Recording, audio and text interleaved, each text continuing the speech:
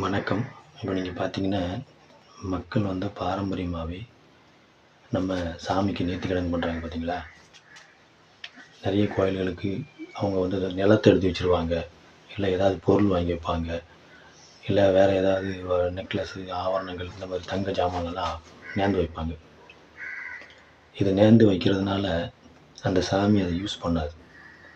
சாமி பேரை சொல்லி அங்கே இருக்கிற ஆசாமி தான் யூஸ் பண்ணுவாங்க. புரியுதுங்களா? எந்த தெய்வத்துக்கும் எந்த பொருளும் நேர்ந்து வைக்க வேண்டிய அவசியம் கிடையாது. இதை நான் சொன்னால் யாரும் நம்ப மாட்டாங்க. எந்த தெய்வமும் எனக்கு நீ அதை செய் இதை செய்யன்னு சொல்லாது. எனக்கு 10 ஏக்கர் நிலத்தை எழுதி வை, எனக்கு வெள்ளியில் வேலை செஞ்சு வை, தங்கத்தில் சூடாயத்தை பண்ணி வை, இடுப்பில் ஒட்டியானம் பண்ணி வைலாம் நேர்ந்துக்கிடாது. கேட்கவும் செய்யாது. நம்மளாக நேர்ந்து அந்த கோயிலுக்கு அந்த காணிக்கை செலுத்தும் போது அதை என்ன பண்ணுது அரசாங்கமும்? அரசு கோயில்கள்லாம் டோக்கன் போடுது, வருமானத்தை பார்க்குது. புரியுதுங்களா? இந்த நேர்த்திக்கடன்லாம் நீங்கள் பண்ணாமல் உங்கள் தெய்வத்தை நீங்கள் போய் கும்பிட்டுக்கிட்டு, எனக்கு இந்த மாதிரி பிரச்சனை இருக்குது, உடல்நிலை சரியில்லை, உடம்பு இப்படி இருக்குது, கடன் பிரச்சனை இருக்குது, இல்லை வேறு பிரச்சனைகள்லாம் இருக்குன்னு வச்சுங்களேன், என்னால் முடிஞ்ச அளவுக்கு நான் யாருக்காவது நல்லது பண்ணுவோம்மா, சாப்பாடு போடுவேன், 10 பேருக்கு சாப்பாடு வாங்கி கொடுக்கேன், இல்லைன்னா ஒரு 100 பேருக்கு சாப்பாடு வாங்கி கொடுக்கேன், பாவப்பட்ட பிள்ளைக்கு ஏதாவது உதவி பண்ணுறேன், எனக்கு இந்த காரியத்தை நடத்தி கொடுமா, அப்படி தான் கேட்கணும்.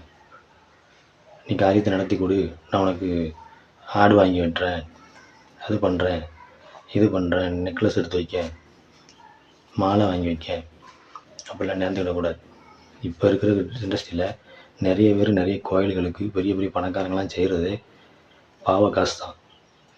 கோயிலுக்கு தேர் செஞ்சு கொடுப்பாங்க, கோயிலுக்கு அதை பண்ணி கொடுப்பாங்க, மண்டபத்தை எழுப்பி கொடுப்பாங்க, பிரகாரத்தை எழுப்பி கொடுப்பாங்க. இல்லை காசு எப்படி வரும்? பாவ காசு தான். பாவ காசு தான் நிறைய கோயில்களுக்கு போய்ட்டுருக்கு. அதனால் சாமி காசை அனுபவிக்காது. சாமிக்கு உண்டியலில் போட வேண்டிய அவசியமும் கிடையாது. அது கவர்மெண்ட்டுக்கு போதா இல்லை அங்கே இருக்கிற ஆசாமிக்கு போதான்னு தெரியாது. கோயிலுக்கு போனீங்கன்னா நெய் வாங்கிட்டு போங்க, விளக்கு ஏற்றுங்க, வந்துக்கிட்டே இருங்க. காணிக்க போடாதீங்க, தட்டில் காணிக்க போடாதீங்க. தட்டில் தான் அவனுக்கு சம்பளம் கொடுக்காங்களே கவர்மெண்ட்டில். உண்டியலில் போட்டிங்கன்னா கவர்மெண்ட்டுக்கு போகும்.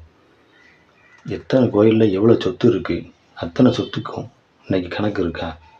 எவ்வளோ வருமானம் வருது? அந்த வருமானத்தில் ஏதாவது ஏழை எளிய மக்களுக்கு உதவி பண்ணியிருக்காங்களா? இல்லை அந்த ஊருக்கு நலத்திட்டம் கொண்டு வந்திருக்காங்களா? எதுவுமே கிடையாது. புரியுதா?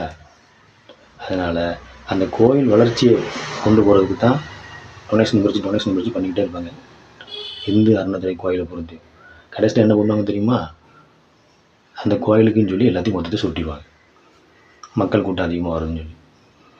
அதனால் மக்களே, யாருக்கும் இப்போ கோயிலில் உண்டியில் காணிக்க போடாதீங்க.